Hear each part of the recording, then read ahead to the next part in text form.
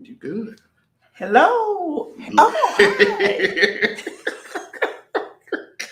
It's Salt and Pepper It's salt and pepper. back together again. And we're so excited. We're so excited. I'm going to share this broadcast. So, just hold on and we're going to be sharing and we're going to start with it. Salt and Pepper is back together again. And we are so excited. So excited to Yes. be back again. And we have some valuable information that we want to talk about tonight. I'm so excited to be back with you, son. Yes, ma'am. It's our first show of the year Yeah, the together. year. Happy New Year. Happy New Year. Yes, ma'am. It's a lot of things that has transpired already for Mm-hmm. the new year, and we're looking for the greater. We are looking for the greater. So we're going to give you time to chime in with us. As I said, we're very excited about being on this show. And again, this is Salt. He comes to season, flavor, and preserve. And I am Pepper, which make you sneeze some of this stuff out and face reality. Face reality, the truth. Face reality. So Salt, does what Salt does, and Pepper does what it does. But when you put them both together, Mhm. it comes out to be very good. So we're just trying to get some of the people to come in. Want to tag? I don't have that, son. You don't have it? Mm-mm. Where? Oh, hold on.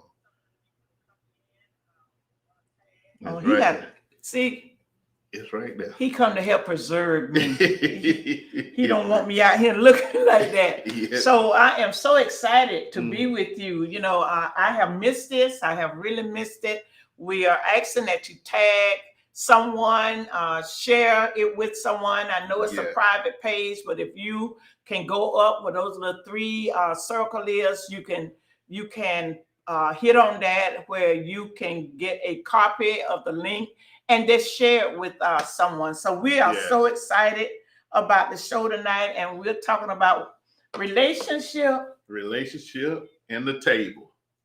Relationship and the table. And I'm so excited to be Yes. talking about the relationship and the table. You're going to teach me something tonight. I'm gonna try. I'm gonna share something. Yeah, and I always let him take the lead, and he done told me he gonna be looking at me if I be saying something.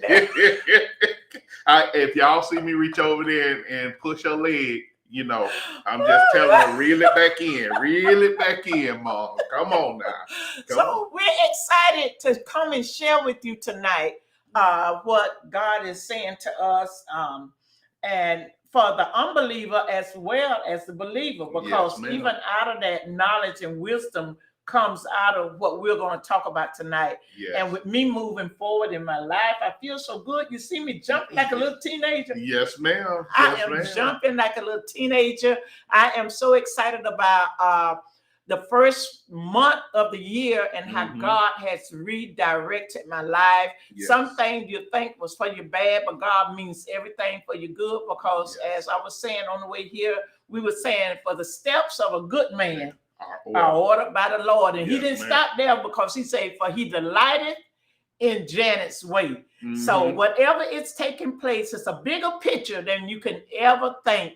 So just allow God, if you live and do what's right, do to the best of your ability, do what's right, and let God do what is necessary in your life. Sometimes we don't even know He's trying to nudge us and push us to another way, and we're fighting against what it is that we really need. So we're talking about relationship tonight. In what way are we talking about relationships, son? We talking about this table because I'm gonna tell you, I'm tired of hearing about this doggone table that what women bring to the table, and I have men telling me what I bring to the table. If a man asks me what I'm bringing to the table, then he a boy and all this. I'm getting tired of this and all this and the net ringing.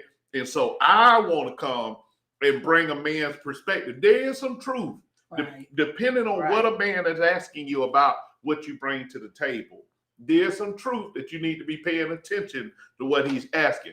But I also want to grab hold of the part that people have to understand that this the revelation came to me, Mom. Okay.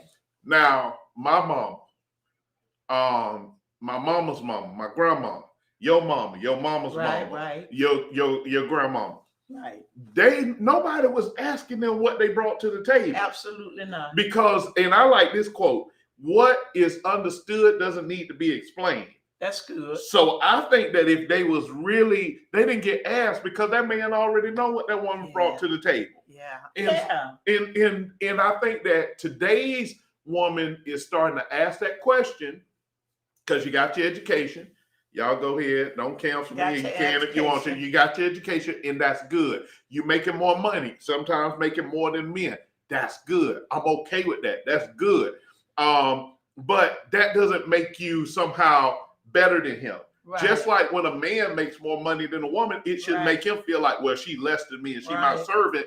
But now we get into this place of what I bring to the table, what a man brings to the table, what a woman brings to the table. And I'm gonna tell you right now, I don't know, I might be the pep of the night. You might have to reel me in, because what I want to say right now is that I'm gonna just be plain and blunt with you tonight. Absolutely.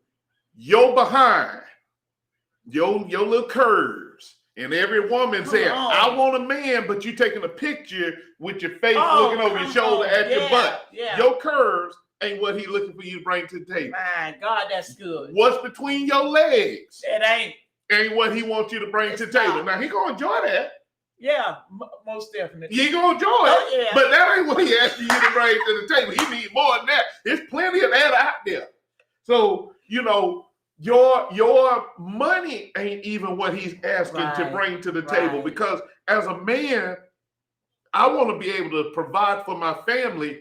I want my wife to be able to supplement that. Yeah. If we want something better, if my wife say, hey, honey, I want a 5,000 square foot home or something like that. Hey, babe, I'm trying to make that happen, but you're going to have to kick in somewhere in that, right? Definitely. And so what you bring to the table, I ain't even really looking at your money. But if I get down on my luck, I want to know that you got my back. Right. I know that it ain't like, but because I hate the, what's that thing? What's my money is my money and her money is her money and all that. Yeah. No. Yeah. My money is our money and then your money is your money. Absolutely. That don't work for me. I'm trying to. A lot of people don't like that now.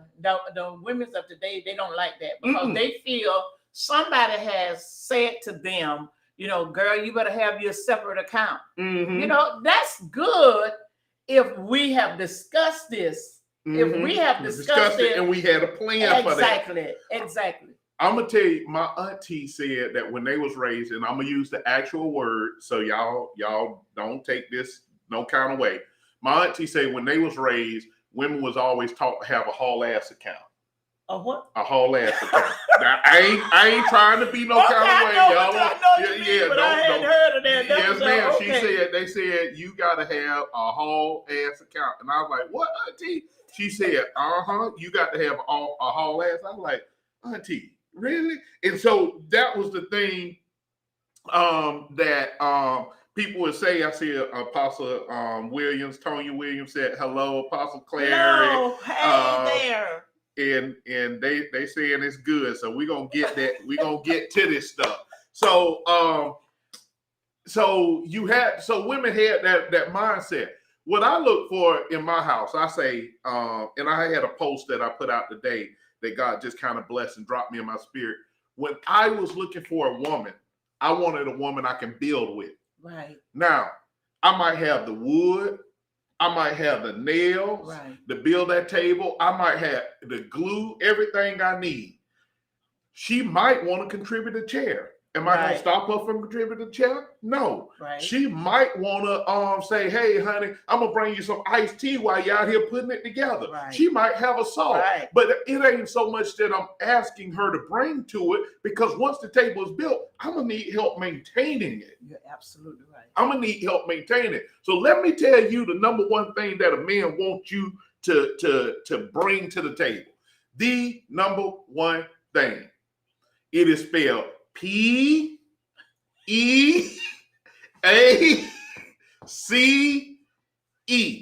Peace.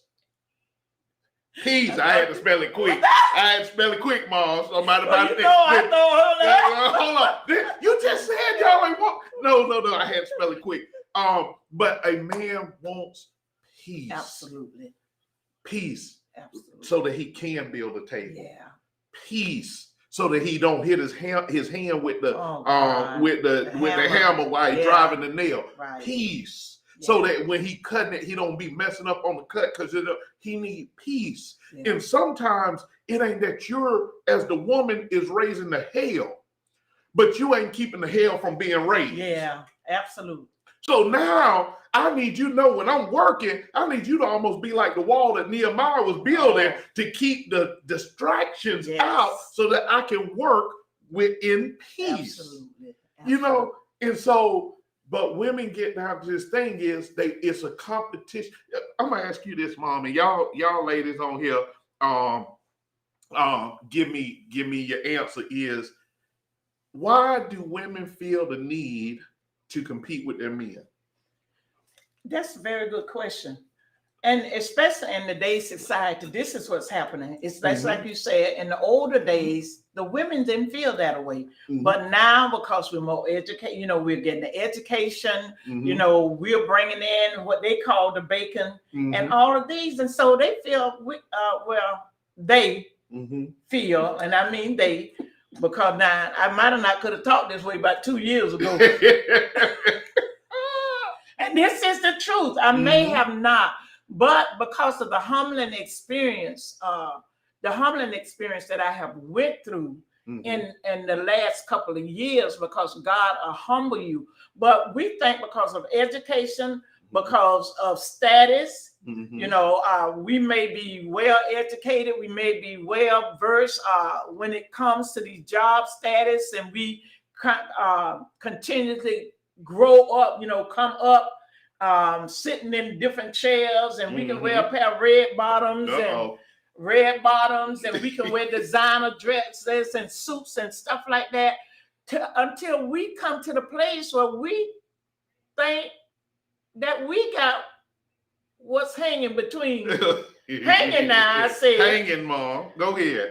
Go ahead. Hold on, I'm going to say it. Because when y'all think y'all got a pair of nuts, all right, go ahead. You finish that sentence. Oh, he seemed to be pepper tonight. I told you I'm pepper. I'm pepper. This one right here just doesn't work the nerve. But what happened is, until because we think that we may have more knowledge than the man, that we stand equal with the man. But even in scripture, it said that God is head of Jesus. Jesus is head of man. Man is head of the woman and the family. So there's an order, but we get that away. And I see it all the time. I see it all the time, where now, we got our name up above, we don't even want to put MRS no more. We don't want to put... I want a hyphenated name. Oh, God, now, I don't deal with that, and all of that. Another time. Okay, that's another thing, because the Bible says we leave our mother and our father, and we cling to one another. So why we still hyphenated? I know some of y'all ain't gonna agree with that. That's another subject. Another subject. It's a touchy subject where we are taking in our name. My blood is Manning all day long. All day long, can't change. It ain't gonna change. It will never change. But listen here. When I finally get that proposal, you got a name for him, huh? Yes, sir. Yes, sir. I don't need that hyphenating to make. See, that's another thing of women's thinking, and they really don't think that. That's another thing, that they think that they got to put their maiden name before their married name, but that's not lining up with scripture, because we done left and we done cleaved. Yes, ma'am. We have cleaved, but that's one of the things, education and our status and who we are. We just think, I don't know who you talking to. I make more money when a little conversation come up. You got to bring up what you got and what you add into the house. Well, I bring in just as much as you now. But do you know how that make that man feel? Emasculated. I started writing my book, and now that I'm getting a little bit of free time, I'm gonna finish this book. In a book called "Grab Your Nuts," Men Reclaiming Your Masculinity. Right. That's the name of the book. Yeah. And it ain't gonna be what people think. It's not gonna be about bashing women, looking at that, because some men done set them down. Yeah. Because I'm gonna tell you, I'm gonna go on this side. If you a man cheating on your woman, and then you decide you want to do right, I'm going to just tell you. You may as well just take them, clip them, and put them on the shelf because you emasculated yourself. You're absolutely because you failed to live up to the integrity that's required for you to lead her. Absolutely. You might get them back. Right. But you done really put them up there on that shelf, and she might place them up a little higher where you need a ladder to get them, but you might get them back one day. But I think that it comes down to and I don't hold women, just put it out there and blame it on women about this whole table discussion, because I think some men are so fed up, they are asking the question, well, what you gonna bring to the table? Because these days, all a woman, and when a man is saying that, what he is really wanting to know of you, are you gonna bring more than sex, manipulation, and drama? Oh, that's good. That's really what a man, I ain't talking about boys, what a man, he does not care about your money. Right. He does not care about your money. The only reason he gonna ever care about your money is if y'all get in a bind and he over here struggling. Now, a man will be quiet, and that's on us, but he over here struggling to keep the lights on because he afraid of how you gonna look down at him. Yeah. A man ain't supposed to let the lights get cut off. Listen, I've been married for 23 years. We done lost the house. I ain't proud of it. We done lost the car. I ain't proud of it. Still eat at my pride, if I'm being honest with you. We done had lights cut off and had to use candles until I could get there the next day and pay for it. I ain't proud of it. Right. We done, nearly got evicted out of house, out of place we was renting. I ain't proud of it. None of those things I'm proud of. Yes. Over a point of time, I know that created frustration for my wife. I know it created certain things. I was trying my best, but I was afraid to even ask for help from her because I didn't want to look less than, because I wasn't taught. My stepdad's a great provider. He was a great provider, but he didn't ask. And my mom always made more money than him. So much so that when my mama got down and she was in the nursing home, when he died, she got her check and his widow pension and her widow pension. But when she got a nursing home, she could only have one. She chose hers because she had made so much more money than him that her check, her Social Security was better or higher than his Social Security. Right. So, but my stepdad was always a provider. I watched that man work 2 jobs, do a paper route, go shuck oysters, and work a regular state job to try and give my mama all her wants.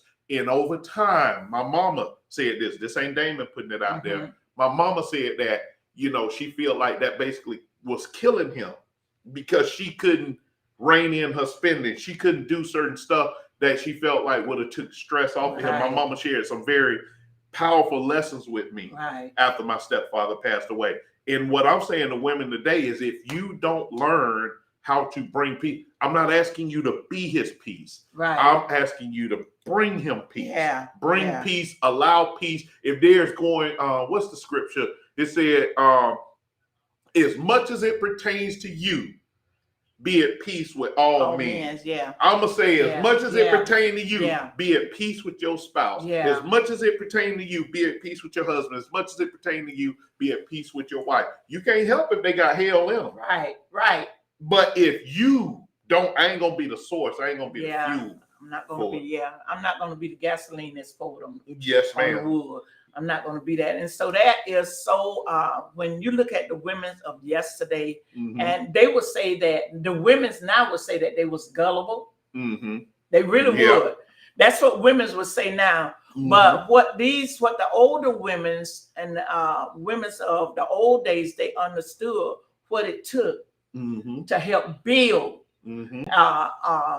And the scripture said, a wise woman build a house, but a foolish woman pluck it down with her own hand. With her own hands. Her own hand. Not the side chick hands. Her own hand. Her own hand. But a wise woman help builds the house. And we always want to look at Proverbs 31, only for Women's Day, for Mother's Day, and special Women Day. Don't get me started, Mom. That's when we look at it. But when you look at it, that woman had, when you look at it, when it said the husband sat at the gate, sat at the gate while she was home because he provided for his home. Yes. He was able to go and lay back and chill out with the guys. Want to talk about it? Oh, see, Proverbs 31, one of my favorite scriptures to talk about how a proper marriage is supposed to function. Now I'm gonna go through the short version. Okay. I'm gonna give you the short version. Get your notebook, your pencil, and your pen, because I'm gonna go through the short version of Proverbs 31, and I'm gonna cover it in its entirety in less than 5 minutes, and I'm gonna give you as much as I can out of it. First, let's deal with the fact that a woman was writing a letter to her son about how his house should look, how his wife should look, and how he should conduct himself as a leader and a husband. So she started out, and she started out saying, hey, listen, don't give your strength to women. What she's saying, hey, don't you be around here being a community piece of D around here, because it's going to cause you, it's going to wreck you. You around here being a community dude and giving it to every woman that open her legs, it's going to do something to you. Now, as a leader, don't you be out there getting drunk, because in drunkenness, you might forget justice. And you don't never want to forget justice. You don't never want to mistreat people because you were in your right frame of mind. So I want you to understand that. Then she comes to and says, a virtuous woman. And she starts saying, this is what a wife should be, and this is how you should respond to being a good husband. This woman said, listen, your wife don't need to have idle hands.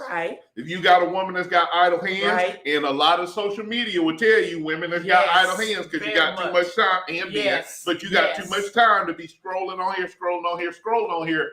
So she's like, hold on, you can't have a woman that's got idle hands. If this woman got up and took care of the house. Now I want y'all to understand something. In the house, she said that she got up and gave maidens their work assignment and gave them their provision and provided for her family. Now, I want you to understand what a maiden is a virgin. Now, I want you to imagine that these are bad chicks. Virgin, they never had a man. They walk around the house. This woman said, hey, I don't want y'all to forget who the woman in this house. You ain't gonna lose your virginity up in here with my husband. I want y'all to understand who is the WOMAN in here. And so she made sure that she set their course. She ain't let them take care of her children like that. She ain't let them feed her children, her husband like that. She took care of it. And then the woman was industrious because she didn't have idle hands. She was making rugs and tapestries and change purses and all of that. And people would come. She took care of the poor. She did all of that. Now, when we get up there to that gate, the husband sitting up there in the gate. Now we might think he just kicked back, whatever, but you have to understand in the biblical days, if you were sitting in the gate, the people that sold and then the elders, because if you remember the scripture, it said if your child was misbehaving, you took them to the elders at the gate to be stoned. So he was sitting in a place of judgment and leadership. So now his wife doing everything she needs to do, holding the house down. You say, oh, today's woman say, oh, she taking care of that Negro. She taking care of him. Blah, blah, blah. Watch what this man did. Them people came through the gate and he said, oh, hey, where can I find a nice tapestry or a nice change purse? I want you to go right down the street, go 3 houses down, take a right, and it's the 4th house on the left. That man was sitting there sending business to his home, and his wife was ready to make the sale. And he's like, hey, how many people came by today, honey? Oh, we had 10. It was a good day. All right, I'm going to send some more tomorrow. What you need from me to help you get what you need so that we can keep making this money. They were collaboration. That's what Proverbs 31 is. It ain't got nothing to do with the woman. It's got everything to do with marriage. And that's the short version. And that was good. That's the short version. It was good. It was real good, because that's why we need to make sure that we take the scripture correctly and know what it is when we're talking about that Proverb 31 woman. You know, we would want to talk about put on a white dress and put on a big hat and don't even have any idea of what it was. That she was interested. She was doing things. Like you said, one idle, one messy. One messy. She didn't have time to be messy. No, ma'am. None whatsoever. But we are about a bunch of messy women now. You know, we're so busy and tapping into everybody else's thing that we have no idea of what we're talking about. We have no idea who we are ourselves. No, ma'am.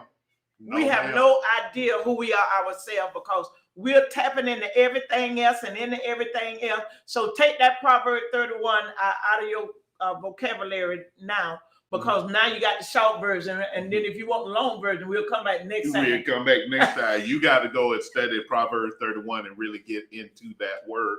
Here go the thing I think that happened too, Mom, is you got the one thing about the Proverbs 31 woman, and you was talking about how women get messy and people just people are just messy in general, is I look at it and I think about the table. I think about asking women, and this from men, what do you really want?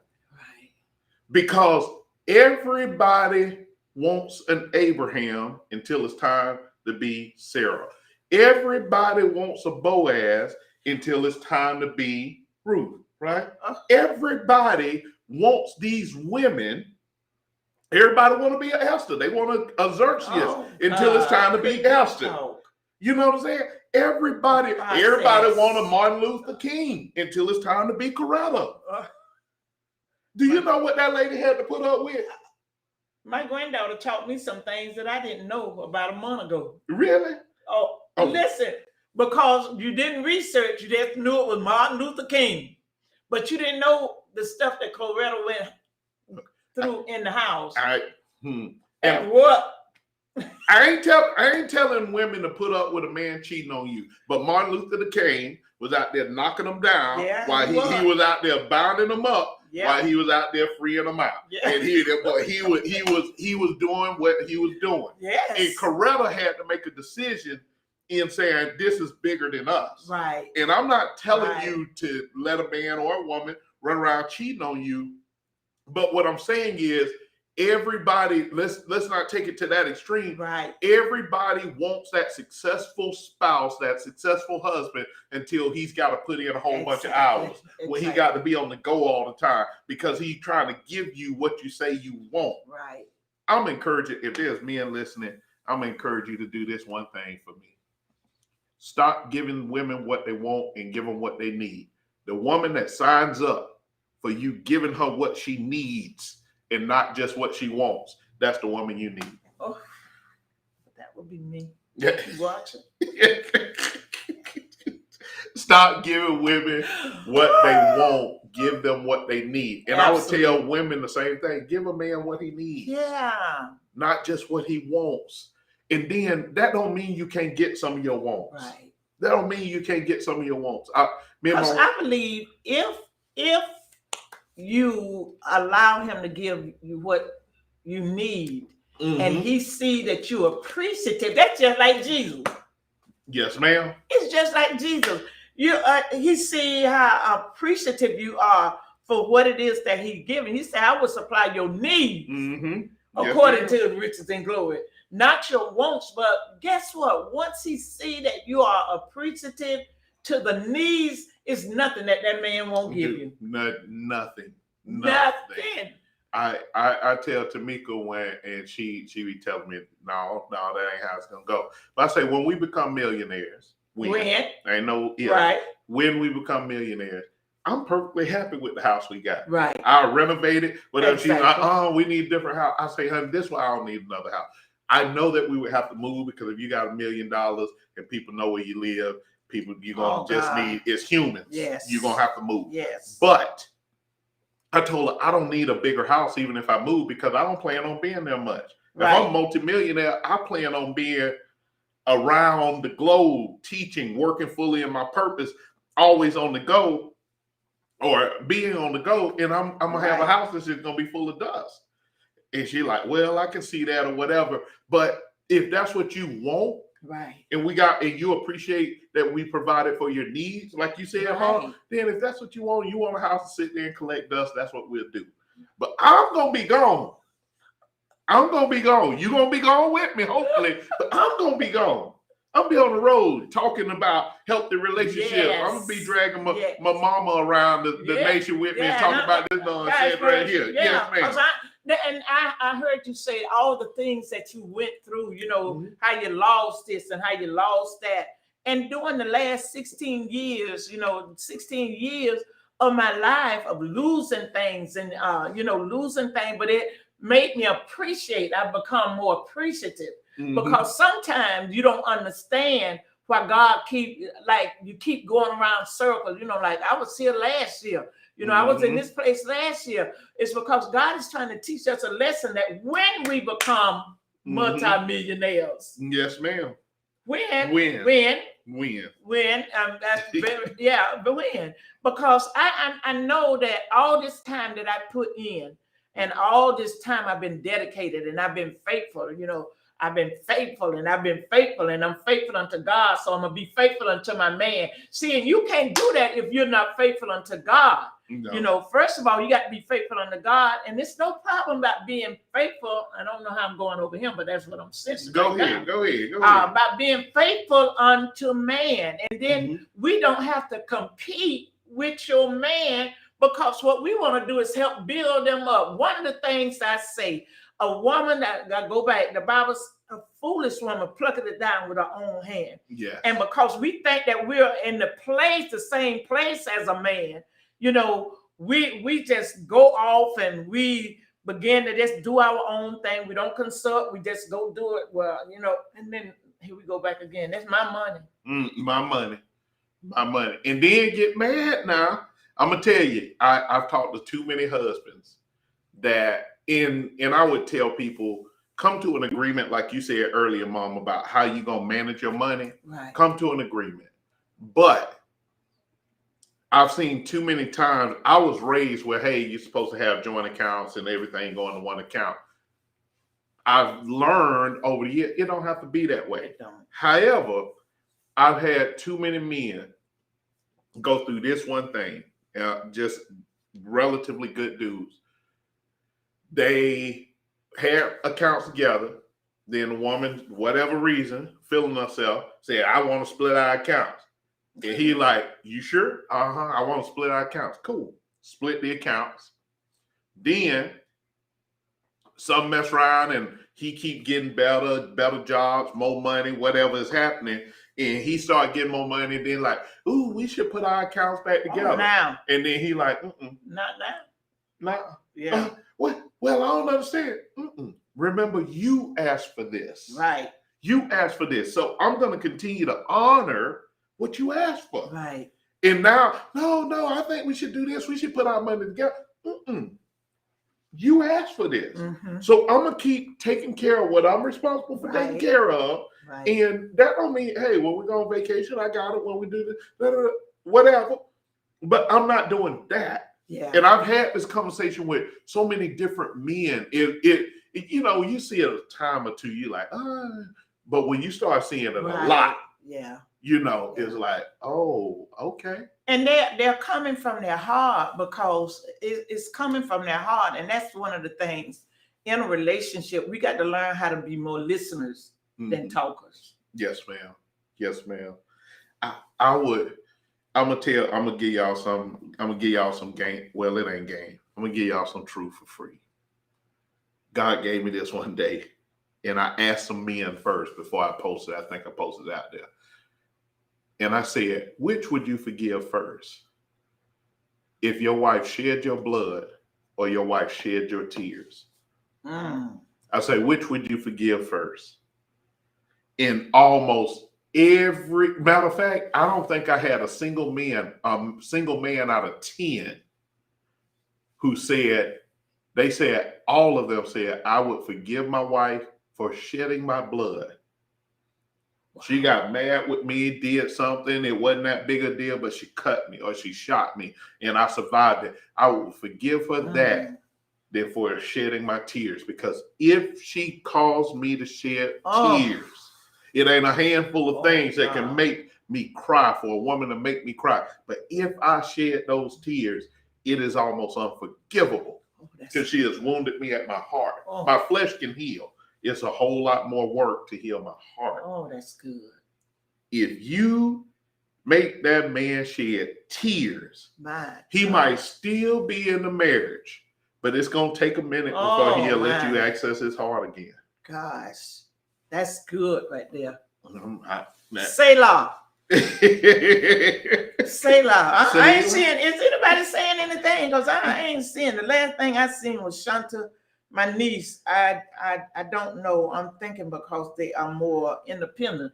Is that the last thing you seen? I done seen some I ain't more. I done seen seen nothing. some from Shirley. I'm seeing all of your things that where you had invited some people. Right. Yes, ma'am. Well, I'm not seeing that. I'm not seeing anything. So that's why I want to know what is some of the inputs that they're saying. I think I'm seeing the same stuff you see. Hold on, Mom. I'm seeing people say that's deep. Oh, what in the world? They saying it's good information. Shirley say when two are joined together, not just two people. I'm seeing them. Yeah. But I'm losing. I just lost some of them now because all of them I saw more earlier. Yeah. When you first strolled, and then we had. If it's any questions, did we get that set up? Or if anybody. Yes. If you have questions, or you should be able to, if you want to come on the air, you can go ahead and drop something in the link. But if you want to come on the air, should be a link in the description. You just click that little link. So they can come on. And you'll come on air with us, and you can talk with us live. We like dialogue, and we want dialogue because you may have some information that you would like to share because this is the first month of the year. And when we're talking about relationship, whether it's with a significant other, or whether it's with your best friend, your friends and stuff, we need to realize what we're talking about in relationship because it's not a one-sided love affair. Yes. It's not a one-sided love affair. And that's even with whether you say it's your best friend or if you got a whole, who is that, Shirley Pye? Shirley Pye. Hey, Shirley. Yeah, I be trying to get Shirley to come up on that doggone on here to come live with me. Because Shirley have information. Yes, she do. She have very valuable information, and that's what we're trying to get people this year. We're trying to get you. We're trying to push you because people need what you have. People need what you have. It's all right to talk with us. Yes, but we want to see you all begin to go because so many people are wounded, hurting. They are depressed. They are lonely. Lord, talk about the loneliness and stuff, but I tell you, I am happy in Jesus right now. Yes, ma'am. I'm happy. Ma'am. Yes, ma'am. Mom, it's the thing that I look at when we come to relationship, and you talked about like this really go. If I take it beyond intimate relationships, right now when they get into friendships, you really do need to look at somebody what they bring to the table. Absolutely, because I need to know. If I'm always bringing the table, the music and the food, and all you bringing is the cutlery. Now, there may be a time in your life where you can only afford cutlery. Right. But then all of a sudden, I see you can afford more than cutlery, but you still bring it. I see. Okay. Yeah, I noticed that when you go over to somebody else's house, you bring rump roast.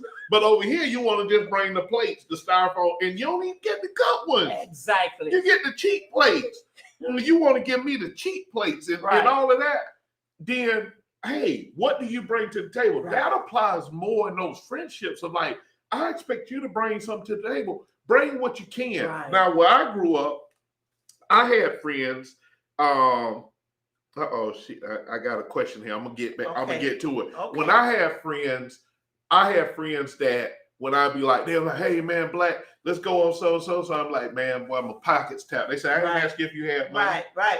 They'll say stuff like that, or they'll say, if I got you got. Yeah. Right. Exactly. Friends like that. Right. If I got you got. And don't you worry about it. I still say that today. Yes, I say that today, and we're gonna go back to that because I value friendship. And one of the things is when I see it ain't that every time you got to do something, but when I'm doing certain things and when I'm checking up on you or when I'm going through, I don't hear from you, it's just a brief something every now and then. But the thing is, even in that type of relationship, that type of relationship, come on now. You know, because I mean that when I say when I got, you got. Yes, ma'am. I mean that from my heart. Yes, ma'am. But my thing is, if I don't see that same thing, and let me tell you something now, I'm treating people a little bit kind of, you know, I'm stepping away from a whole lot of things that I done seen. Yes, and ma'am. I'm not kind of, because one of the things, I want to be valued. Yes, ma'am. I want to be valued. And then, like you said, I see you treating this other person better than you treat me. Yes, ma'am. Okay, let's go. Yeah, you said something now. Yeah. I'm gonna get to this question because you just said something about oh my goodness, what you said? You said about the I was gonna say this. I read a story on Facebook one day, and it is a powerful illustration of like friends and people and all that. And it said something. It said a dad had fixed a big feast, had got a big pig, and he had done a big feast. And he told his daughters and his children, say, go throughout the village and invite people to come and enjoy in this great feast. And so what ended up happening was they came back, and people came behind them, but it wasn't as many people as he thought. Right. He said, did y'all go through all the town? Said, yes. Say, and what did you tell the people? We told them our house was on fire. And these are the people who showed up. Wow. And that lesson sticks with me so powerfully, because it says, see, when I want the people to eat with me. Yeah. That was willing to come and help me save what I had when I was losing. Yeah. Not the people who wanted to come and eat when they have to bring nothing to the table, when they have to contribute nothing. Right. You know, and so I like that's that good. Aspect of that's like, good. hey, Yeah. I want the people that's going to show up in my emergency, not in just my dance, not in just my. Don't show up for me when I'm receiving awards. Right. Right. Just say, oh, I know it's gonna be a big award party. Yeah. Oh, I'm gonna come out there. No, don't show up then. Show up when I'm just little old Damon, little Tamika in this little building doing our thing. Show up then. Exactly. Show up then. And that's amazing that you said that. And we're gonna get to your question, because April always said, you know, when certain things was for my benefit, they was getting ready to do something, you know, and we know this. April said, I could have had the house full. But we wanted people that really cared about you. And with my girls, they evaluate, they watch people, they watch who I've given to, they watch who I've done for, but they also watch that these people weren't around for anything but to receive and not to give back. So when it came to that, they said, no, I could have had the house full. And we know April has a gift of bringing people in. So the thing is, Mama, we'd rather see people that care about you than people like, you know, like the house on fire. Right. So the one that was really sincere is the one that came. Yes. And so that's a good thing in relationship. Watch out for the people that you're calling your friend. Yes, ma'am. And we got some friendship questions and we got some man questions. So I'm gonna start with the man question. And Toya say, what exactly does it mean to give a man peace? What does peace entail? That's a good one.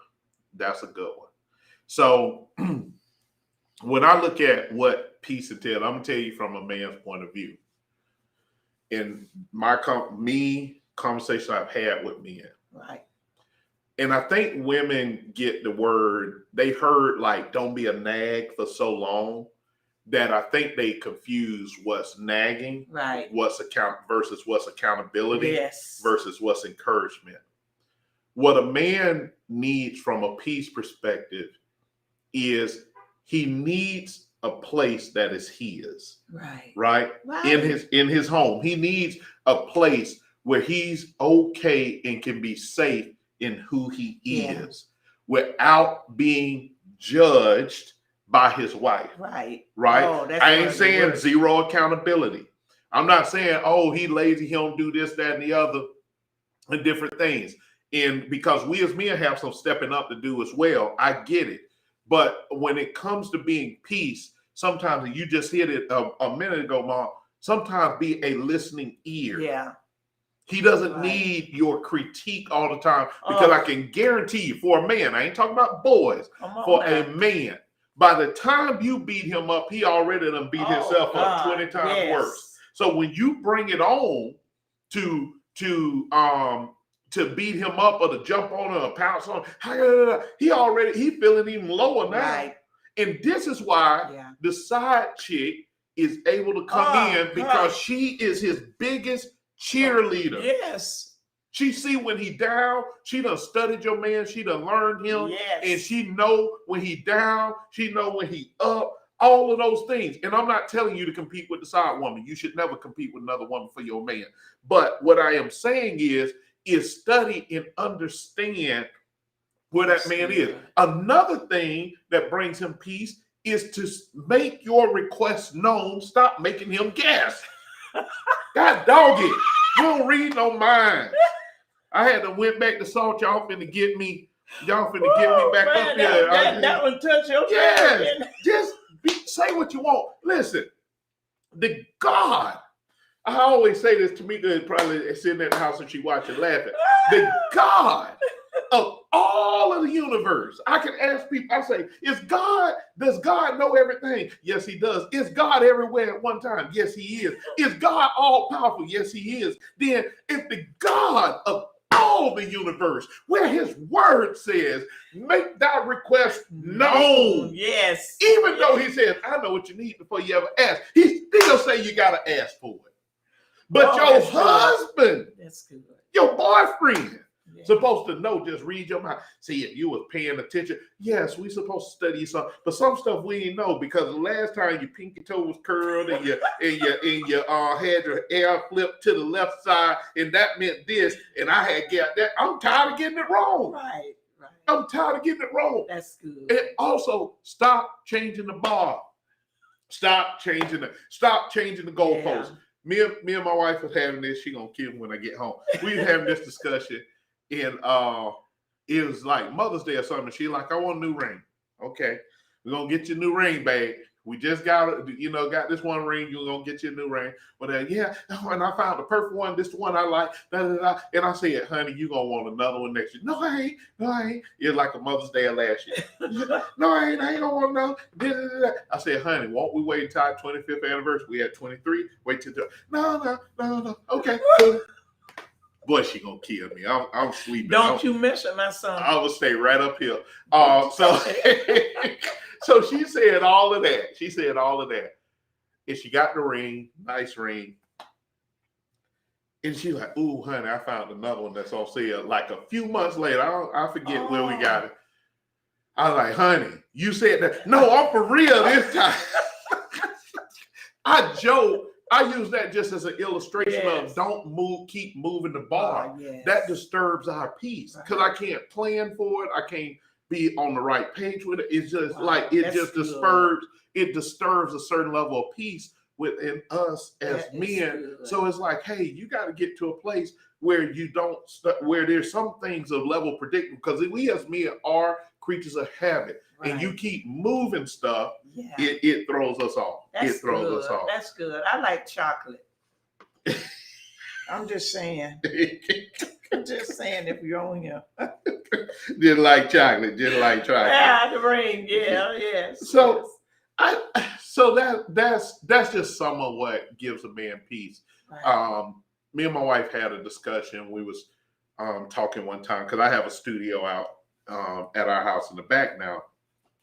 And but we have a guest room, and I was like, oh, I'm gonna just turn this into a studio. We'll turn it multi-purpose. No, I need a guest room, blah blah blah.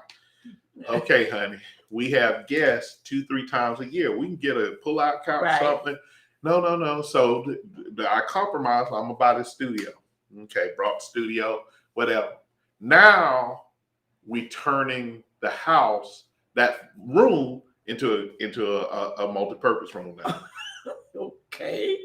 Okay. Now, the conversation me and my wife had was about, sometimes that can make a man feel like there's no room in my own home for me. Like, it's more important for guests who are here 3 or 4 times in a year to have a comfortable spot to sleep than me to have this place that I go and create, and I do those things. And we got through it, and we had a conversation. It's just a valuable lesson for us. At the end of the day, I enjoy my my studio. Absolutely. After I finish building it out, it'll be my space. Right. But then she came, she gonna tell us, well, let me just put a little desk in the corner. I said, nope. This is my spot. You can't put a desk. Oh, we can just put just right over here. Really, honey? Well, that's good. And the thing is, even in relationship, like you say, make your request known until and talk about, you got, present it. Let's talk about, what we want, especially in getting into a relationship. And if that relationship is coming to the place where without a shadow of a doubt that God has ordained this thing, God has ordained it, and we're going to talk about this. It don't take forever. I'm 67 years old. I ain't trying to wait no year. I'm just saying, y'all can sit up and play with it if you want to, and let somebody fool you all. But when you know it's God, yes, ma'am. When you know it's God, it does not take forever. And some of y'all, you talk about being on layaway. The layaway woman. The layaway woman. The layaway woman. He ain't even put down 10%. Oh God. He ain't even put down 10%. I want to talk about that. Yes, ma'am. That layaway woman. So listen. Lord have mercy. We coming to your question. Yeah. The layaway woman. And this is sad. So many women have put yourself on layaway for a man that listen, I have talked to too many men, at least 100 to 200 men over the course of my marriage that I had the opportunity to talk to men. And almost every man that's married, I say, when you married your wife, how long did it take you to know that she was your wife? Some men said the first day I met her, and they were serious. I said, how you knew the first day? They said, I can't even explain it. Some said within a week. Very few of them went more than a month without knowing that woman was here. They said, I knew in week 1, but I needed 3 weeks to confirm. Wow. That woman, they knew that woman liked, and we can't explain it. I take it back to scripture. Right. And I say the reason we can't explain it is because that's the same thing that happened to Adam. Adam was asleep, slobbing out the mouth. God brought that woman to him, some soft brushed up against it. Adam woke up and said, whoa, that's bone in my bone. Flesh in my flesh. I love my He just woke up. He said, whoa, girl, hold on. And what's something wrong when I saw you? Girl, that is bone in my bone, flesh in my flesh. Let's consummate this marriage. And it was an inner knowing that God placed in him. And so men that are walking, even before I was as spiritually mature as I am now, God just said, that's her. Yeah. That's her. I was like, I knew. Yeah. And so men get that. So now get to that layaway woman. This man been with you for 2, 3, 4, 5 years. I'm pepper tonight, I'm telling you. He been with you and he done put down less than 10%. Don't even give you a refund when he leave. He done beat it up. He done did. I told you I'm pepper tonight. Now I'm telling you, Mom. You know I'm the one that normally go in there. He done beat it up. He done had his way in all the ways he wants. You done fulfilled just about every sexual fantasy he had, and he still ain't took you nowhere. Ain't took you down the altar. You done barely met Mama, and when you did meet her the first time, it was by accident. He didn't know she was gonna be there, right? He introduced you to introduced you to his most ratchet sister, not his sisters that got some sense. Right. There's so many red flags to say this man has no intention on marrying you, but you figure if I can hang in and endure. Gosh. And then that man will go off, and you wonder why he go off and marry that other woman. Because that other woman was the woman that said that demanded to be respected, that she didn't even do it nasty. She didn't even do it nasty. It's the woman that sit in the car, and I'm just using this as a quick illustration. It's the woman that sit in the car and refuse to get out until he walked around there and opened it, right? She's setting the standard. I'm letting you know how I want to be loved, God. right? Oh, wait. Now, not only that, because we're going to go back to that. Don't blow your horn for me to come out no door. No. See, and you allow that to happen. You allowed that. You allowed that to happen because I'm going to stand at the door and then you're going to tell me, what? I'm not opening no door. Yeah. Oh, yeah. Go ahead now. No, that's what I'm saying. But we got a lot of women that just want, they thirsty. Thirsty. They are thirsty for a man, and they do not demand a man to be a gentleman for you, because some of them they won't do it for you, but they'll do it for other women. They'll do it for other women. Now I'm gonna defend the fellas just a little bit in this day and age, not those that were raised in my era and before. These days you don't know what's gonna offend a woman or not. I held the door open for a woman and she's like, you don't think? Oh, well, it wasn't me. Somebody else did it. Because I would have said something to her. Tell my son, oh, you don't think I can hold the door for myself? You know what? That's that woman that want to pair herself up with that man. You little brassy heifer. Hold on. I'll close this doggone door right in your face. You go ahead. You go ahead and open the door. Yeah. Tamika say they dehydrated. Extremely thirsty. So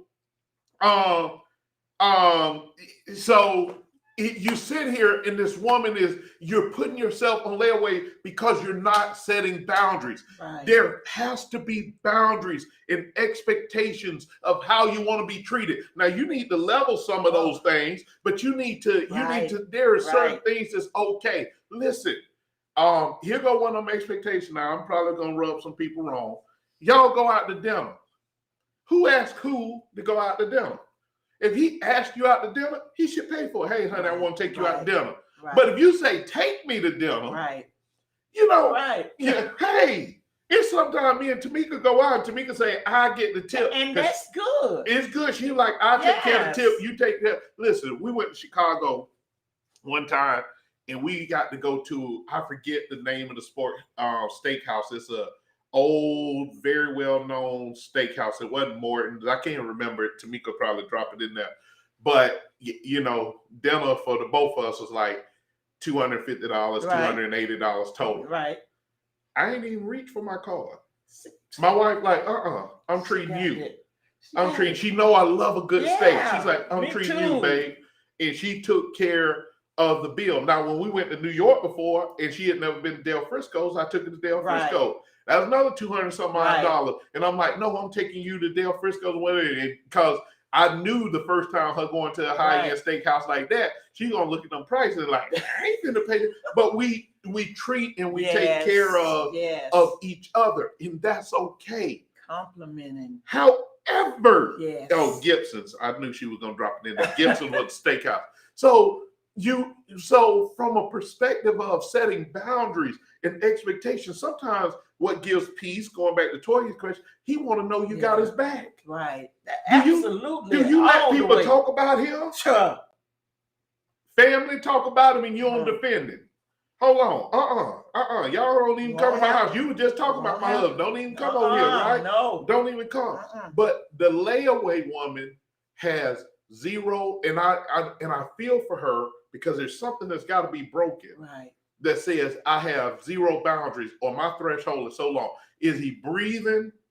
Yeah. And can he and is he breathing and do he want me? And those some very low expectations. Right. Those some very low expectations. So you got a quick tip on the layaway woman. The quick tip on the layaway woman. That's it. It's quite a few different types of layaway women. Yeah. There's the trophy layaway woman. Oh. She kept. He opened the door, he do all of that. But he don't really value her. He don't really see her nothing more than a trophy. He makes sure she stay dressed up like Barbie. Oh. Make sure she stay dressed up like Barbie. Yes. Make sure she always in Prada. All of that. But she's a trophy. He only take her out when he what's in the Bible. See, the Bible, if you just read your Bible with practical eyes, doggone it, King Xerxes got drunk and said, boy, I want y'all to see my bad chick. Bring her in. Bring Vashti out here. Bring her in. Vashti said, what's she saying? You ain't finished? You got me all the way messed up. Right? You got me all the way messed up. And the king might have let us. Listen, me and Tamika did a series on wives in the Bible. I want y'all to go back and just read the story of Vashti, and I want y'all to put it in the black vernacular. So he is this Negro sitting on the thing. He working on his second bottle of yak, and he's sitting there. He said, "Boy, bring out my chick. I got one of the baddest in the kingdom. Come out here. Hey, Vashti." He said, "Go on and get your BBYTL, whatever out here, and your boobs and all that." He want to show y'all a little bit. I was like, I ain't no doggone trophy. No. That ain't even the standard. I'm a queen. Right. If you start parading me around, ain't nobody gonna have no respect. Absolutely. Oh, king. Absolutely. You let her talk to you. You gonna let her talk to you like that? So now I want to give you the secret to the layaway woman. The reason you keep staying on layaway is because you worried about what other people gonna say. My God, that's good. So now he's like, "Oh, if you let her talk to you like that, then our women gonna start talking back to us." Exactly. And then that man lost what was probably a very beautiful and good wife. Yeah. Because he listened to people. Right. Get off of layaway. Stop listening to people that ain't living in your situation. And get off layaway. And a lot of people want to take, they took that scripture completely wrong, want to act like Vashti was fighting against her husband and, was defiant and everything. It's amazing how we take the scripture to fit what we wanted to fit. The first time I ever heard that story, that's how I heard it. That's the way I heard it. She was defiant, and this is a horrible woman. Yes, God. She wasn't obedient, wasn't submissive. I'm like, exactly. That woman just said when I matured, I'm like, that woman ain't want to be treated like a piece of meat. And that's exactly the way he was presenting them. And then the men's go talk about, you gonna let her talk back to you? You the king. You the king. Whatever. Yeah. I'm letting you know that I value me, and you're not finna put me out before these men for them to be looking at me like I'm a piece of steak. Exactly. No, it ain't gonna happen. Yes, ma'am. Somebody say they don't believe you 67. They don't believe it. I'll be 68 in May 22nd. May 22nd. Y'all see it. I value me, I love me, and that's the thing that I want women to get to the point where you value yourself. Nobody will ever value you if you devalue yourself. So I value me. I know the price that I am. I ain't printing like no money tag, but I know what type of man that I want. I didn't settle. 16 years, been divorced. And I know the type of man that deserves Janet. Yes. I got it. This is a friendship question. Hey, I want y'all to be thinking about this while I read this friendship question and then I want to ask y'all a question, be thinking about this answer. Because I did a little quick video earlier. Why does Mr. Good have to pay for the wrong of Mr. Wrong? Why he got to pay the price for Mr. Wrong? Why do women treat good men bad? I just need to know. I'm gonna simplify. Why do women treat good men bad? Just tell me. That's how y'all tail wind up on layaway because you be doggone going after Mr. Wrong. Mary J. Blige got it right. Mr. Wrong, she was hooked on Mr. Wrong, whatever. I don't know what she was hooked on, but she was hooked. And I just want to know from the women why. We want to make the good men pay for what the bad men done. By the time you decide to pick the good man up, you want to make him pay the price for everything that's wrong. I just want to know why, ladies. Nobody want to come on and talk about that. Come on. Come on. I can't understand that when we give you the platform. Some of y'all about to beat yourself down to get a platform. Now we asking you to come on. That's it. Maybe we got to get them early and say, would you come on the show and talk about this with us? We might have to get them in advance. They might be standing on the head right now. I got to shave. I'm so glad the camera is a little further away. Let me see. When Shella say, I love treating my friends how I want to be treated, but I tend to attract those who don't act as such. How do you know when to let go of a friendship? Shella, you need to be on Sister Talk 2020. We're going to be talking about friendship on Sunday. It's on Instagram show. My spiritual sister, she got a show. We're going to talk about this. But I'm going to go ahead and get in. And we're doing a book club too. Me and my wife using the book Relational Intelligence. Powerful Book Club. Going to be doing some of that. But how do you know when to let go of your friend? In the book Relational Intelligence, this man says there are 4 categories of friend. And this is how you can really help pull your emotion out of some of that and get to that place. There are friendships, and he gives 5 things that make a good friend. I ain't got the book in front of me, but it's basically people who push you, people who push you, people who are consistent in their character, people who show up for you. And there's like two other ones that he said. But there's friendship. Then there are associates, right? Friendship is like, hey, we gonna pour to each other. We both might have this bottle of water, and we both represent it. And when your bottle get low, I might be the person that I'm willing to pour. And then, when my bottle get low, you'll pour. When it comes to associates, you can expect that you need to have some extra bottles because they either won't or can't pour as much as you pour. Usually it's won't, but sometimes it's can't. Then you get down to after associates, you have assignments. Don't even expect an assignment to ever pour anything into you. Right. And some of us have these type of friends because we put people in friend categories that were really assignments or they were really associates, but we put them in the friend category. Don't even expect an assignment is only going to show up with a cup. They will never have a picture. They're going to only show up with a cup. They'll never have a picture. And then the last one was advisor.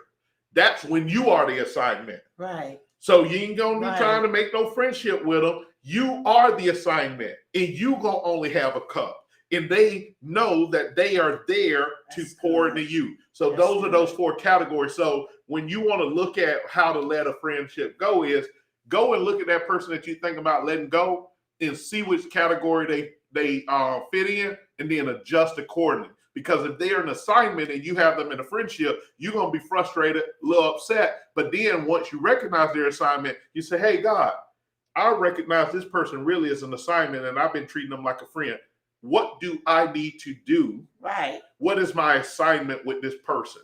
Now, as an assignment, then you start trying to pour into them what God has instructed you to pour into them. And if they turn their cup over, or put the cap on their bottle so that they can't get what you're pouring, then that's where you cut them off because you only help them the way that God said to help them, not how they want to. Good. So that's where that's at. Good. That's it. That tell me if that hit the nail for you, Shella. That's good. I'm trying to look. Shirley say layaway 10% down, pay on it every 2 weeks, and when it's paid off, it's on sale.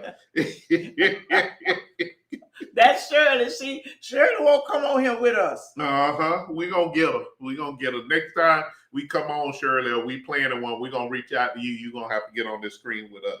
Yeah. Toya asked, then why does it take men years to marry women or even propose? Because he don't want you. Simple. He don't want you. That kind of hurt. That stings. But true. I'm just giving you the real. He don't want you. He wants you cooking. He wants your sugar. He wants the freak in the bedroom. He don't want you. He wants everything else you offer, but he does not want to have to be responsible or accountable for you. He don't want you. Simple. Now, if you try to manipulate a man into marriage, and there's different ways y'all try and do it, ladies, that's a bad you will never get it because he already know what bait he need to play with to keep you running. Wow. He know what bait to keep you running because he know, this. And then I've seen some women, they date for like 3 years and she a good woman and that man know it, but he ain't want to marry her. And then right when she finna get out, he proposed, get her a ring. And that's going to buy him another 3 or 4 more years. Right. And then when she about ready to go, he'll say, let's start planning. And that'll buy him a couple of more years. We're in 2 years. And then finally he'll say, I got to go. This ain't going to work. Because he realized he ran out of tricks to play. And then that's it. Yeah. Let me see.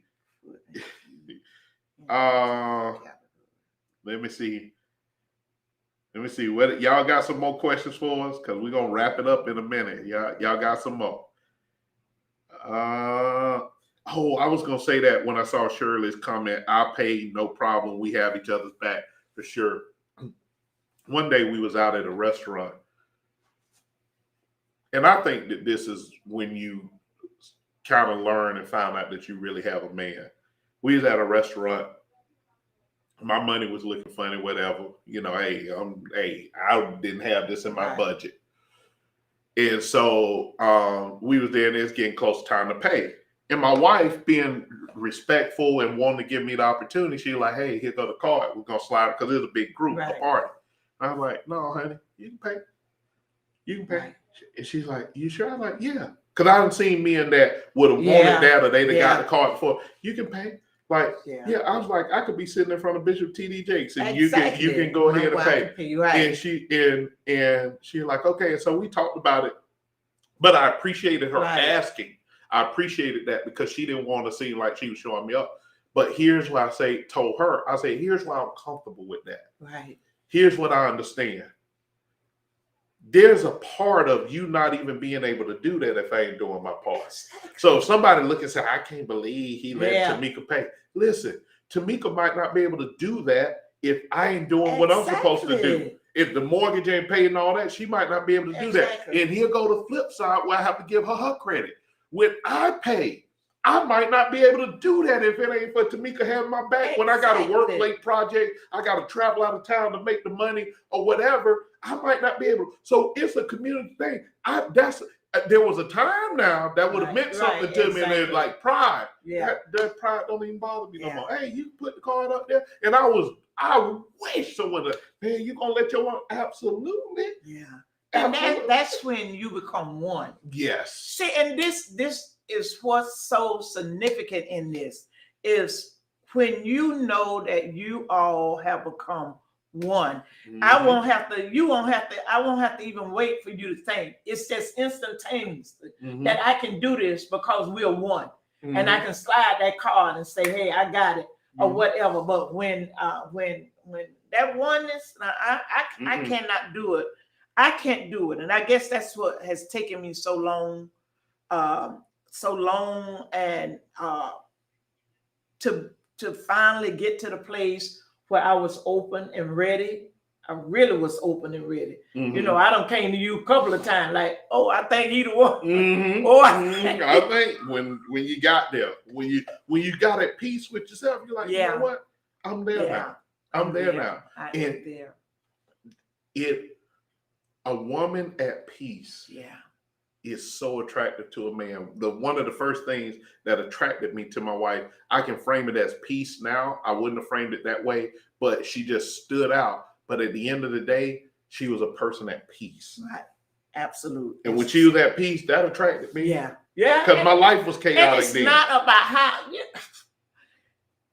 It's so significant that you're saying that because, you know, with all the pictures and everything that I do and people look at that like that right there, that picture right there, you know, and then men see it and they in your inbox. Mm-hmm. Hey, beautiful. Hey, gorgeous. Hey, this. Hey, that. But it was one man that didn't mention that when he first started talking to me. There you go. Mm-hmm. Didn't even go there. He started dealing right here. Mm-hmm. He starts speaking to my mind. Let's say make love to my mind, and when you do that, you got my heart. Mm-hmm. But when you telling me about a picture that I'm been, what you call it? What them picture? Filtered and Photoshop. And that's what that moved you. Ooh, you finna be upset. Why were you? You finna be upset later now. Absolute. But when you start speaking to my mind, not looking at my appearance and not trying to look up curves because like I said, I'm 67 years old. Mm-hmm. Gravity comes down. Yes, ma'am. It comes down. Yes, so ma'am. I got to make sure that to keep everything up, I buy the appropriate things to y'all don't want to talk right. Don't some of y'all ain't older than me and gravity done hit.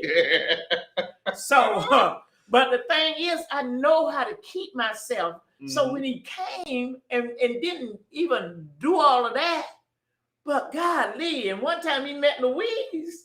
He said, I just let Louise talk and I be quiet. Because one thing about it, it takes two people to have an argument. Yes, it do. And so when I said, what that did is it did something to me. Yes. It like, wow, 'cause most of the men like they can't deal with Louise. No. Y'all don't know Louise. Uh-uh. Y'all, honey, y'all see Janet, but baby, when Louise show up, oh Lord, I try my hardest to and keep then her I away. went back, and it's so amazing. I see self-control over there. Yes, ma'am. Self-control, and so with that, and how he took that scenario and the way that he did it, I said, "Now, Lord, you need to teach me self-control. You need to teach me what to say, when to say it, because see, that's what we talking about. Because you make a little money and you got a high position, you don't even know how to talk to that man. A wise woman builds a house, yes, but a foolish woman will pluck it out." So I'm like, okay, I ain't trying to go 17 years. I've been divorced 16 years. 17 will not be my number. Yes, ma'am. It will not be my number. So self-control is so important. You can't just like my son say, you just your mouth, and you just you don't know how to build that man. And that's why that woman, oh well, I ain't finna go there because you told me you're gonna reel me back in. Yeah, don't do it. Don't do it. I'm glad you remember. So I ain't have to do it. Thank you. So bring it on in. Yeah. So the thing is, you can have that big woman wearing a size 28, and that woman know how to speak to that man and build him up. Will leave a Coca-Cola bottle shaped woman with 22 inch hanging down her back all day long. She ain't even now. Y'all can play now. Y'all can play. Shoot, there's some cute big women out there. Really? Cute, y'all be playing. I'm talking about that cute, beautiful, all of that, and y'all sitting there playing, and that woman say, yeah, you hungry, honey? Yeah. And she ain't even talking about the bedroom. She ain't talking about nothing else. Don't send a hungry man out into a buffet world. Don't send a hungry man out into a buffet world. I'm telling you now. But you have any more questions? I'm looking right now, Ma. It was something you said. Oh Lord, because all right now.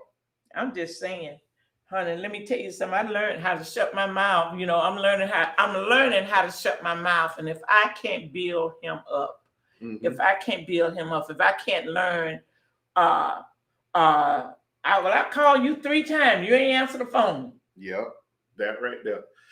Here's the thing. I want to say this before we get off. I want to make sure that women understand this. A man does not count as peace a woman who shuts up. A man counts as peace a woman that knows how to speak wisdom. Oh God, that's good. If you are correcting me with wisdom, if you are talking to me with wisdom, if you are setting boundaries with wisdom, then that man, he ain't looking for a doormat.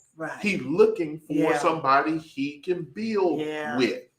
He ain't looking for a doormat. A real man is not looking for a doormat, but he is not looking for one. He want a woman. I like for Tamika to get rowdy every now and again if she need to, but that can't be your only mode or your primary mode with me or whatever. And so that man wants a woman. He don't want a doormat. Absolutely. He don't want that. And so I want you to make sure that they ain't hearing the wrong thing. That man does not want a doormat. You being quiet and leaving him to his own devices is not healthy for you. It's not healthy for him, and it's not healthy for the relationship. But you got to be strategic in your speaking. You'll know when it's time to hush. You'll know when it's time to say something. But that takes God leading you and guiding you in saying certain stuff, and you'll just know what to do, how to do certain things. And so and that's vice versa with a man. I want a man. I want a man's man. I don't want no man to let me have my way. Every now and then I need that man to say, "Woman, go sit down somewhere." And guess what I say? I like it when you talk dirty to me. Hey, that man that just look at you, he give you that look. He just give you that look. I'm like, all right. I like it when you talk dirty to me, baby. I mean, they ain't said a dirty word, but that kind of stuff let me know, hey, you need to watch what you're doing and what you're saying. That's it. That's all. That's And I it. like it. I want a gentleman, but I want a thug too. Yeah, all of that. I got to have a thug. You gotta have it just a little Yeah. bit, just a little bit of rough. Yeah, That's of all. course. That's all. I just look at them like they're crazy. So before we get off of here, do y'all have any more questions? Before we get out of here, listen, we thank y'all for joining with us, being with us. We definitely we enjoyed it. Yeah, we have. We enjoyed it. This is our first time doing a live together in a long time. It's almost 2 years since we've been like. Just in the say. Yes, ma'am. It sure has. It sure has. Salt and pepper, amen. Yes. And I love. Listen, let me tell y'all something. When it comes to my son, you know, I come to him when I'm frustrated, when I'm aggravated, when I need advice. Mm-hmm. When I need advice, I know he's gonna, as he talk about wisdom, he's gonna give me the wisdom, and he's gonna tell me what's right and what's wrong. And you know, he's concerned about me. And so I thank God. You know, I lost a son last year. I lost 2 godsons and a son last year. But he has, for the last 2 years, he has been the son that I never had.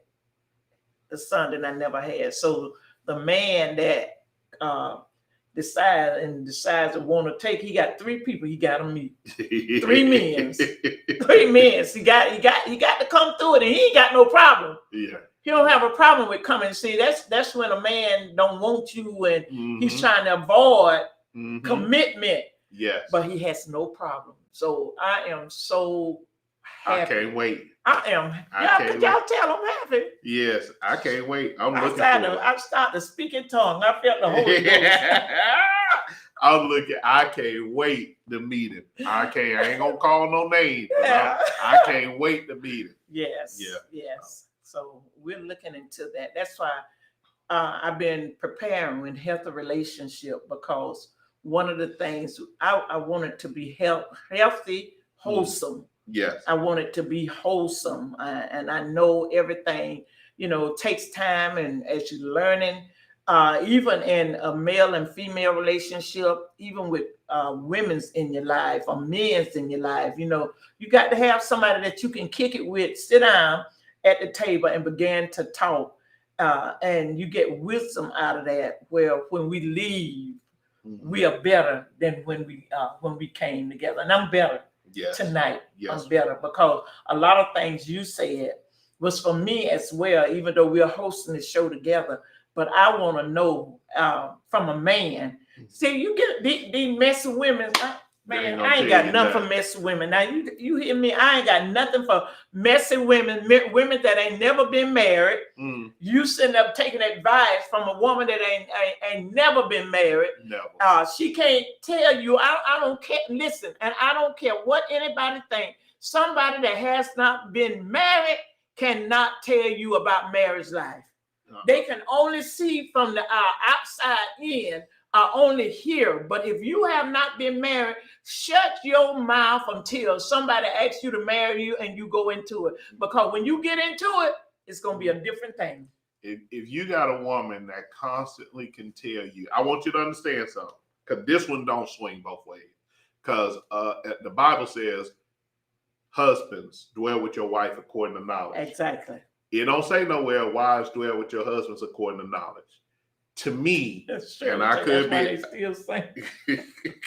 To me, when it says that part, yes, that tells me that God says, men, she came from you.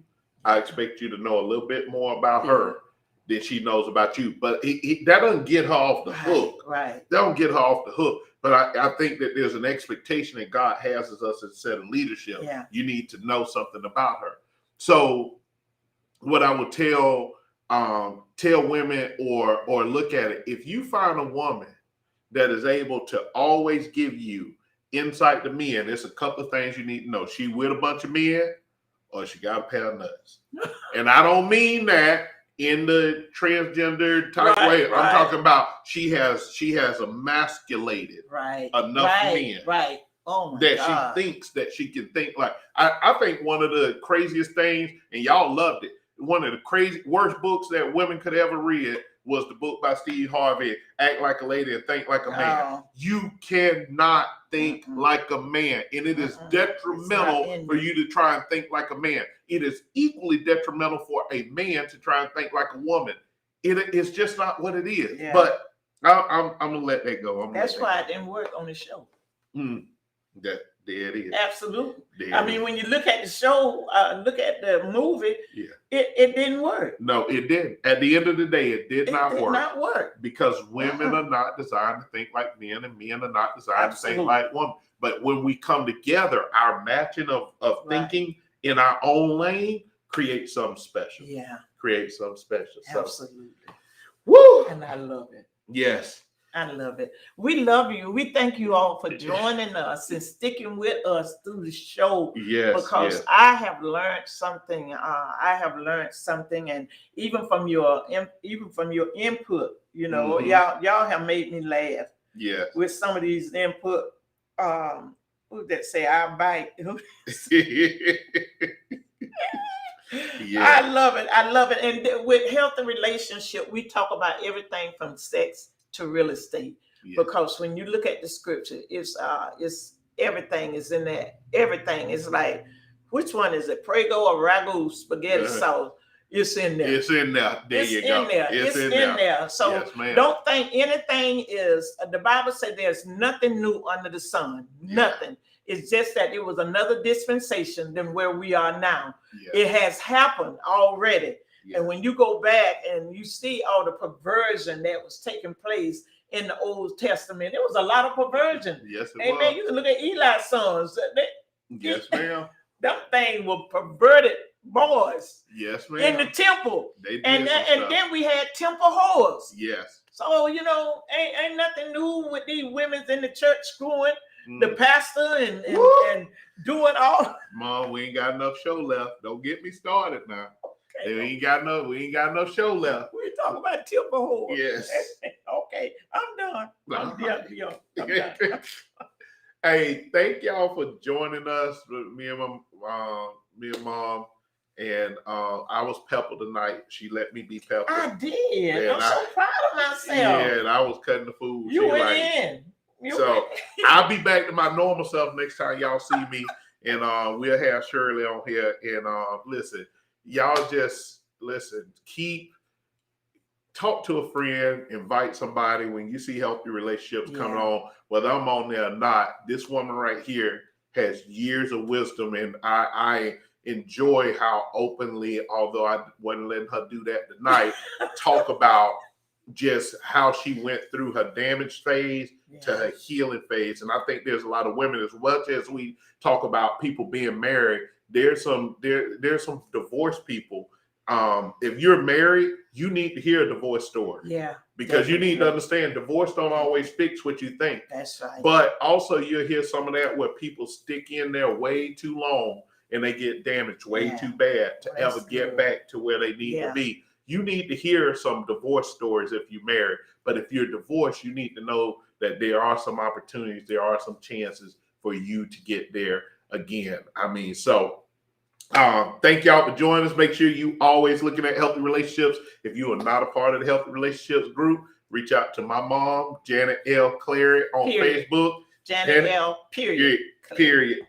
Yeah. And you find her on Facebook and ask to join healthy relationships, or go find healthy relationships and ask to join the group. That way you can be in when she's doing stuff. We doing stuff together. She doing some stuff. She's a busy woman, and I don't know how she keep all the plates in the air, but she is pouring into people. So make sure that you are a part of healthy relationships. Listen, 3:00 Sunday on Instagram. Look for Sister Talk 2020. Yes. Sister Talk 2020. It's my daughter show on Instagram. I passed the book last Sunday. I was in a bad place. I was so glad to see his name come up, because I know he was in better position. And see, and that's when you're not trying to act like you Miss Wonderful or whatever. You learn how to bring somebody else in. And from that, he's going to come. I love having a man's point of view. Yeah. I do. I think that when these women do women conference and they want to talk about certain things, they need to bring a man in to get this man told me, if you want to know about a man, ask a man and let him tell what a woman, and then your struggle will not be as hard. It will not. It will not be as hard when you can get the man point of view. Because he'll tell you what he wants. Yes. A man will tell you, and you don't have to figure him out. Yes. You ask him, he'll tell you what he wants. Yes. Yes. Ask me. Yeah. I'm telling y'all. So definitely join us on Instagram Sunday, Sister Talk 2020. Go on Instagram, go find Sister Talk 2020 so you'll know when the show goes live at 3 p.m. And we're going to be talking about friendship. I think we're going there again, but who knows where it's going to turn to. So we'll see you then, and God bless you. And thank you, Mom, for coming down. Thank you. Yes, ma'am. Listen, don't ask me to drive at night. I passed, and I knew what this place was, but it's under construction. Yes, it and is. I passed this place about three times to get back there. Don't ask me to be driving at night. My children keep telling me, I don't know why nobody ain't listen. I know now. I ain't gonna let you do it. I tell everybody I hate driving. I ain't gonna you know, and that's a reason that you'll know where you're supposed to be, because I know without a shadow of a doubt in the rest of my life, I'm supposed to have somebody to drive me to and fro, up and down. You know, I know that because that's what I was accustomed to. And then when I got divorced, I had to learn how to drive myself. So I don't want to drive. So, Mr., you know. Mister, I can't wait to meet you. And we're looking forward to it. Amen. Looking forward to it. So y'all have a good night, and we're going to go home and eat and do what we got to do. Yes. And y'all have a blessed one. God bless. Oh.